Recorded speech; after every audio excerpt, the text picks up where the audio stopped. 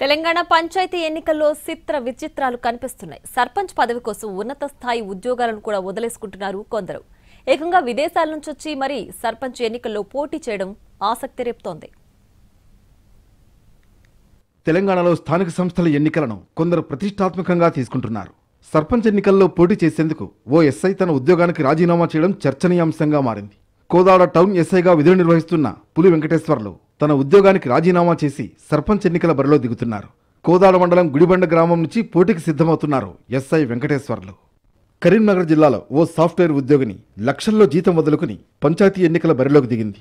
కొత్తపల్లి మండలం నాగుల మల్యాల గ్రామానికి చెందిన మల్యాల జాహ్నవి సర్పంచ్ ఎన్నికల్లో పోటీ చేస్తోంది. శుక్రవారం నామినేషన్ కూడా దాఖలు చేసిందామె. గ్రామంలో నెలకొన్న సమస్యలు తనను ప్రజాసేవ వైపు నడిపించాయని చెబుతున్నారు జాహ్నవి. మరో యువతి ఏకంగా యుఎస్ నుంచి వచ్చి మరీ నామినేషన్ వేసింది. సిద్దిపేట జిల్లాలో సర్పంచ్గా పోటీ చేసేందుకు ఓ ఆశా వర్కర్ తన ఉద్యోగానికి రాజీనామా చేసింది. రాయపోల్ మండలం వడ్డేపల్లి గ్రామానికి చెందిన రేణుక గ్రామంలో ఆశా వర్కర్గా పనిచేస్తుంది. సర్పంచ్ పదవి బీసీ మహిళకు రిజర్వ్ కావడంతో రాజీనామా చేసి సర్పంచ్గా పోటీ చేయాలని నిర్ణయం తీసుకుంది.